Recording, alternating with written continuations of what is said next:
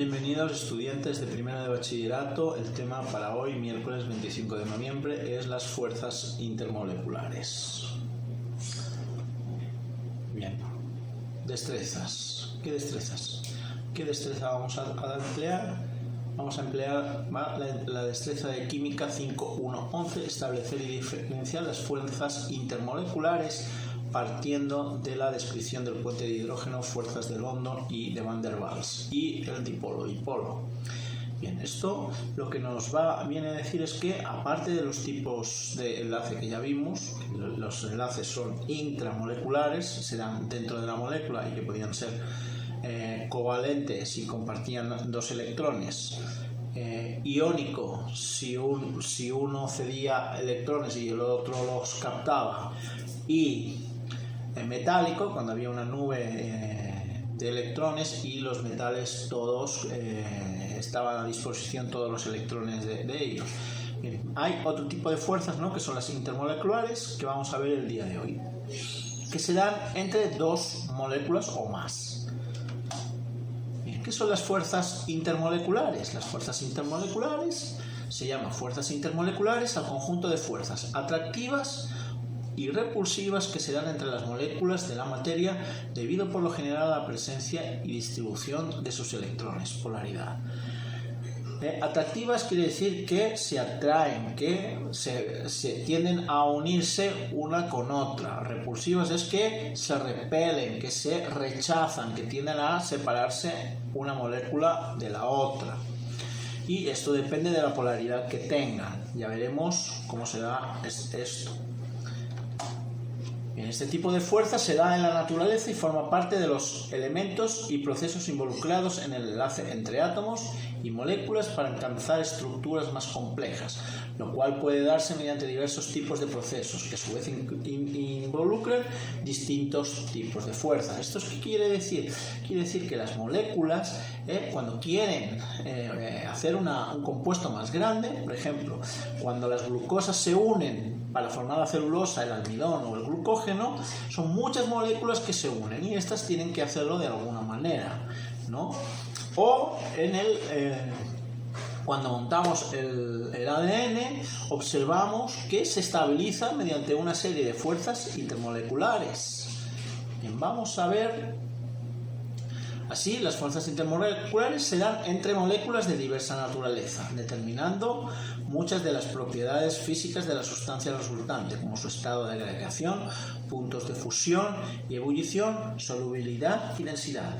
Un ejemplo, por ejemplo, lo tenemos en el agua, ¿no? El agua, debido a sus puentes de hidrógeno, que es una fuerza intermolecular, el agua es una molécula pequeña, por lo tanto su estado debería de ser gaseoso.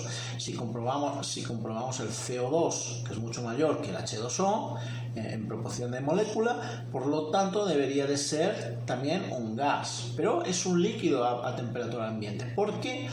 Debido a la existencia de los puentes de hidrógeno que estabilizan muchas moléculas de agua y hacen que cambie el estado de agregación que debería de tener por naturaleza. Bien, fuerzas intermoleculares. ¿Cuál es la importancia de estas fuerzas? Bien, veamos. Como hemos dicho antes, se trata de fuerzas fundamentales para la construcción de estructuras moleculares complejas, como las necesarias para la vida o para formar sustancias inorgánicas de diversa índole. Esto nos quiere decir que estas fuerzas van a ser imprescindibles para que haya vida. De hecho, por ejemplo, el ADN se estabiliza por puentes de hidrógeno, que es una fuerza intermolecular. Ya veremos que hay otros tipos de interacciones que también trabajan. Por ejemplo, el enzima, cuando se une al sustrato, trabajan otro tipo de fuerzas intermoleculares. Ya vamos a ir viendo poco a poco todas cuáles son. Bien, además de las fuerzas intermoleculares, dependen muchas propiedades físicas de la sustancia resultante, ya que se trata de que tanto se atraen entre sí las partículas mínimas de una sustancia.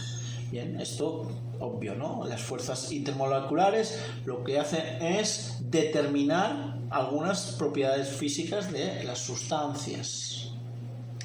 Bien, la primera que tenemos son las fuerzas ión-ión, ¿no? El nombre ya lo dice, ¿no? Interactuar un ión con otro ión. Normalmente de signos contrario, se da entre átomos cargados eléctricamente, catión si es positiva la carga, anión si es negativo, según la regla fundamental de que iones con cargas iguales se repelen y con cargas distintas se atraen. ¿Esto qué quiere decir?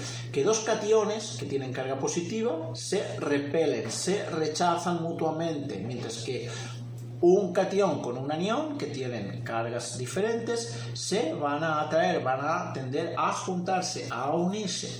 Esto es lo que hace que se uniesen, por ejemplo, el enlace iónico era un tipo de estas fuerzas ion-ion.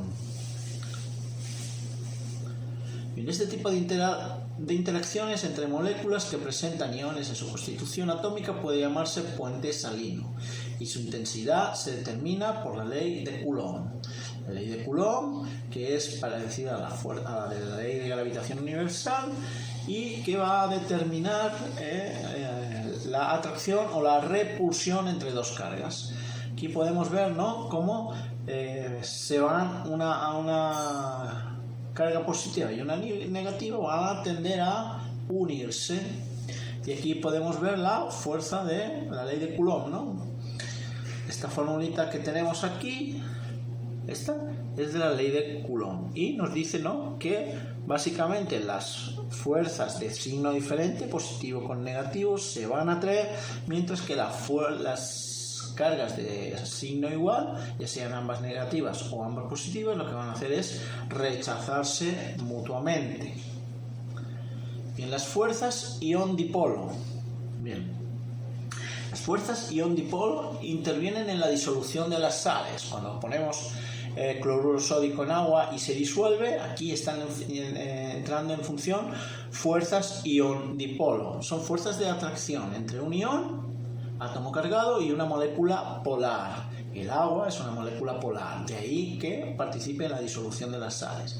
El dipolo así se junta con el ion a través de su extremo con carga contraria con una intensidad proporcional a la carga del ion. Pueden juntarse muchos dipolos de esta manera si el ion es lo bastante grande. Estas son las fuerzas que intervienen en la disolución de sales. Por ejemplo, aquí podemos ver, ¿no?, como aquí tenemos algunas moléculas que tienen dipolos, ¿no?, como el CO2 o el agua o el CCl4, son moléculas que tienen dipolos. Bien, aquí vemos cómo funciona, ¿no?, la disolución de las sales. El sodio, que sería el positivo, ¿no?, se va uniendo con la parte negativa de las moléculas de agua, mientras que el cloro, que es el negativo, se va uniendo con la parte positiva de las moléculas de agua. ¿Cuál es la parte negativa de las moléculas de agua? El oxígeno. Aquí vemos que tiene la delta negativa, mientras que la parte positiva es el hidrógeno. Por lo tanto, el hidrógeno se va a ir uniendo al cloro y el oxígeno se va a ir uniendo al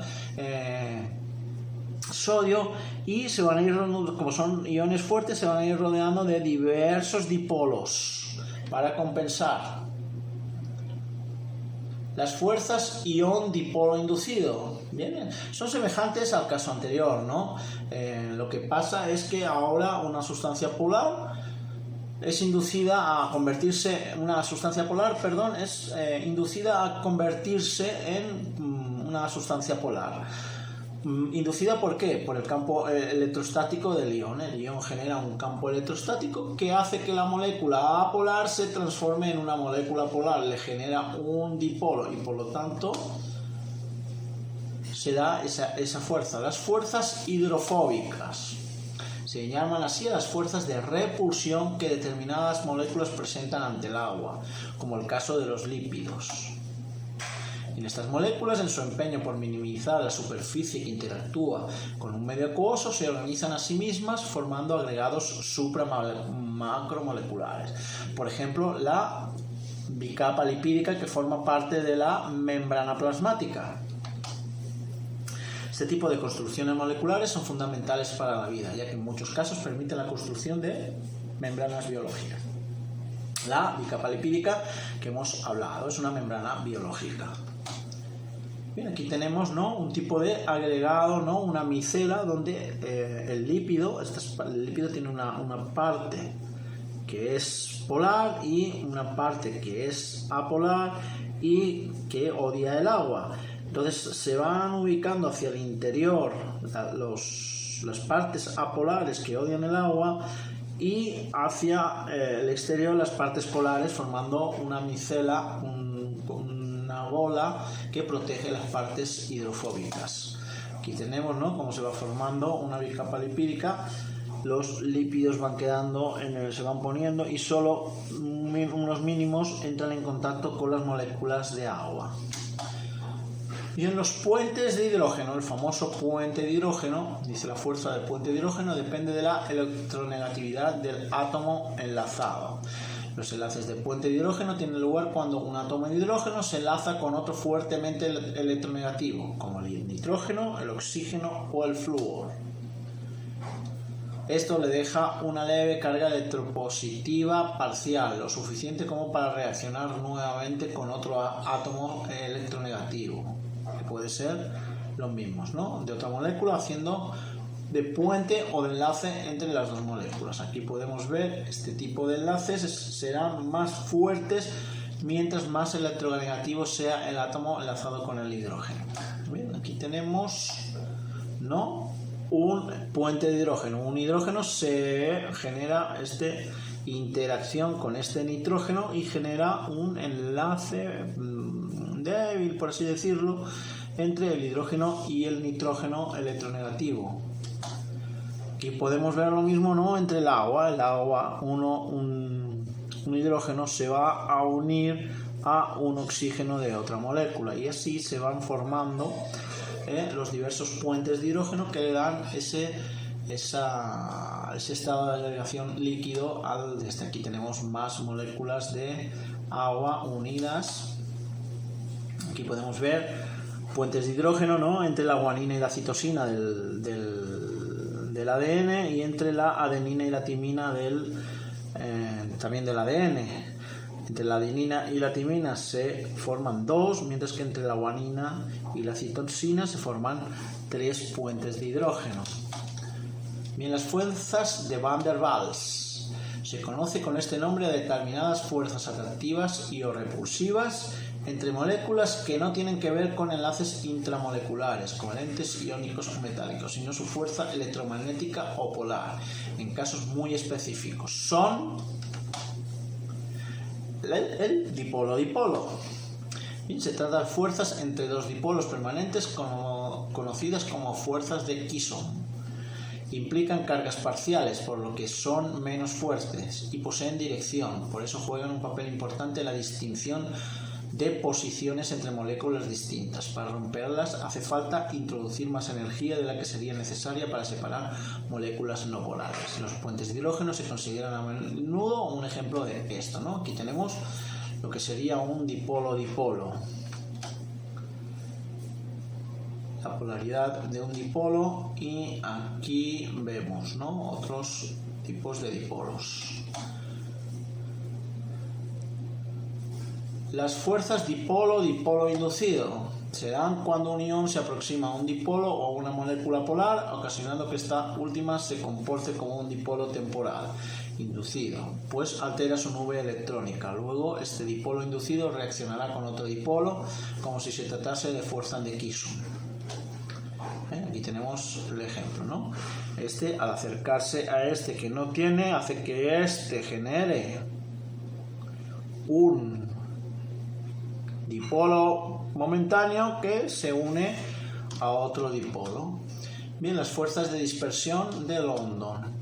Las moléculas apolares distorsionan sus nubes electrónicas al aproximarse, consideradas a menudo entre las fuerzas de Van der Waals y llamadas fuerzas dipolo instantáneo y dipolo inducido. Ocurren solo entre moléculas apolares, que al aproximarse sufren una distorsión en sus nubes electrónicas y producen recíprocamente dipolos inducidos transitorios. Esto les permitirá juntarse mediante sus extremos opuestos eléctricamente, con una fuerza proporcional a la cantidad de electrones que presenten y que se han visto, por ende, modificados. Aquí tenemos, ¿no?, cómo funcionan las fuerzas de dispersión de London. Bien, ejemplos de fuerzas moleculares, ya lo hemos visto, ¿no?, las membranas celulares, las hebras de ADN, las enzimas o la disolución de sales, entre otros. Bien, ¿qué actividades tenemos que hacer? Bueno, pues tenemos que, con todo este material que tenemos, realizar o un mapa conceptual o un cuadro resumen. Nada más. Cualquier pregunta pueden realizarla vía WhatsApp o vía Messenger o en las clases de refuerzo académico. Gracias por su atención y hasta una nueva clase.